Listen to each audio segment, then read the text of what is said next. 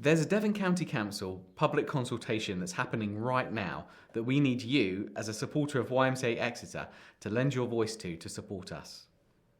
Let me explain what's going on.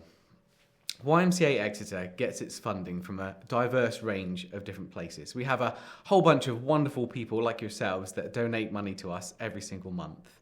We generate our own income. We also have contributions and contracts through local authorities, which also contribute to our work. And what is it that we provide? Well, we provide a 24-hour a day, 7-day a week wraparound support service to the young people, to the hundreds of young people that come to our services and call it their home every single year. Every young person has a named support worker. At any time a young person needs assistance, they can pick up the phone or send a message and they'll immediately have access to a professional support worker. We have a training program with work experience and daytime activity programs. We run a wide range of groups and activities across each week at all of our locations, including evening music workshops, arts, sports, craft, creative writing, exploring spirituality. We also operate with our young people a social action outreach program where it's called Food Boost, where we, alongside a healthy cooking program, we also create hot food, which we turn into deliveries for families in need across the city. We operate a therapeutic horticulture program, which inspires young people into sustainable gardening and food produce. We have an employability program helping young people back into work, alongside an occupational health, which also helps our young people look after their well-being when they're returning to work. We operate many other well-being and mental health programs, also a healthy relationship service, and a program that helps people address unhealthy substance misuse. As part of our provision, we also have regular residentials, so young people can have new experiences and also have a constructive holiday, a positive break from normal life. And of course, at all times, we ensure that we have professional support staff available to young people to help them at times of crisis. So that means through every hour of the day and all the way through the night, we operate that 24/7 crisis response service so that any young person struggling at the early hours of the morning can pick up a phone, speak to a professional member of staff trained in support and safeguarding to ensure that there's someone there to help them with that crisis. So that's quite a lot of provision, but we work to make our services as efficient as possible. So YMCA Exeter provides services to over 100 young people each year. At any one time, 85 young people will live with us in our accommodation because we have 85 places.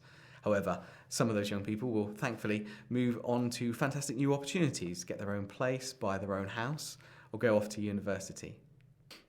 Devon County Council currently contributes to all of this work through its 18+ homeless prevention contribution.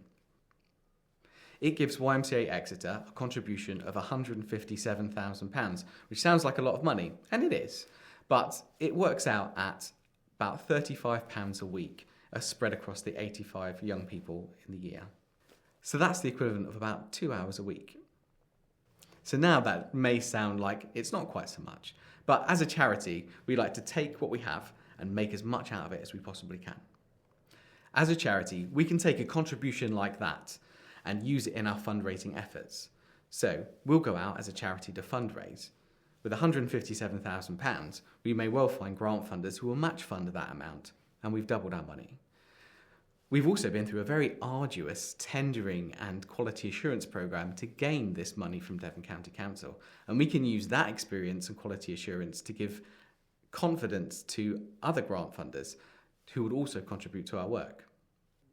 In this way, soon we can raise 3 or 4 times the amount of that initial contribution, changing that contribution into a significant amount of money to fund our work.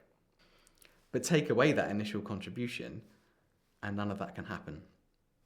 So it's really important to understand how one bit of money can affect another bit of money. Sometimes that can be in a really positive way and sometimes that can be in a really negative way. One of the things that's happening with Devon County Council is that they need to focus their funding on their statutory responsibilities and stop funding everything else.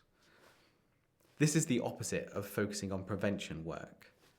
Every young person that comes to YMCA Exeter has an adult social care need that would be eligible for a funded package. Every young person that comes to YMCA Exeter could have made a statutory homeless application, and then there would be a duty on the local authority to find that housing for them.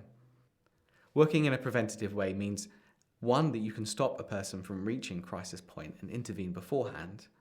But preventative also means that you can avoid spending statutory funding by doing some work beforehand, hopefully more efficiently. Funding preventative work has a direct relation to reducing statutory responsibility. Every single young person that lives at YMCA Exeter could well be eligible for an adult social care package. However, because they live in our supported accommodation and they have that 24-hour, 7-day-a-week support around them, they don't require to be given an adult social care package. We've calculated that actually saves the statutory responsibility £924,000 every single year.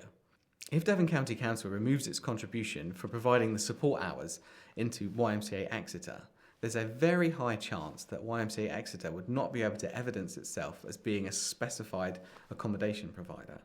And that's really, really important, because currently the Exeter City Council can reclaim in rent subsidy all of the rent costs from YMCA Exeter from central government. If Exeter City Council had to cover the full rent charge, we've calculated that that would cost in excess of £877,000. Not only would Exeter City Council be responsible for paying the rent, they'd also have to find the alternative accommodation if they weren't able to afford that. We truly believe and can factually evidence the fact that reducing £157,000 from this non-statutory pot will shift £1.8 million of legally responsible statutory funding into the adult social care and city council housing benefit revenue pots. Realistically, we know that 1.8 million is not going to be able to be covered by the adult social care budget. We know that Exeter City Council can't find that accommodation or afford that increase in its rent. Therefore, the actual real result will be that over 100 young people every single year will find themselves sleeping on the streets of Exeter. Now, it's my firm belief that the wider implications of removing this non-statutory funding haven't been fully understood, and we haven't seen, maybe, the impact, as I've explained it, that will actually happen onto statutory responsibilities. So what can you do about this? Well, currently Devon County Council are holding an open public consultation online where you can share these concerns with them directly. On this webpage, you will find a link that will take you to that public consultation where you can voice your opinions. Now, what we don't want to do is to have you cut and paste a bunch of our words into their public consultation. And that's why we've done this video. This consultation ends on the 19th of April, so it's really, really important that you take action now. Please have a read through this webpage, maybe watch this video again, and then when you're ready, click onto the DCC Consultation Have Your Say link below and make your view heard.